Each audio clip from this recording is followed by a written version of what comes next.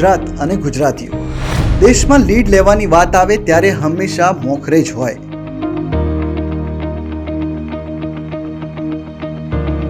આઝાદીની ચળવળની હોય વાત કે પછી હોય અખંડ ભારતના નિર્માણની વાત. G20ના વિદેશી ડેલિગેટ્સને આપ્યો મીઠો આવકાર.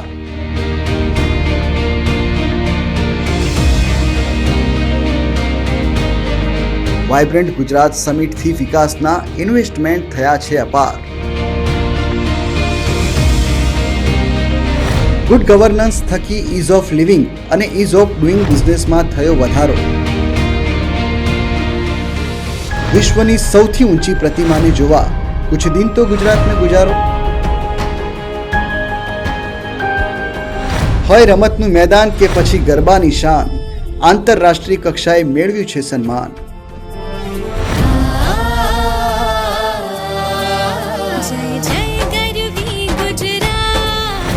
માનનીય વડાપ્રધાન શ્રી નરેન્દ્રભાઈ મોદીના દિશા દર્શનમાં અને માનનીય મુખ્યમંત્રી શ્રી ભૂપેન્દ્રભાઈ પટેલના નેતૃત્વમાં વણથંભ્યા વિકાસની હરણફાળ ભરી રહ્યું છે ગુજરાત.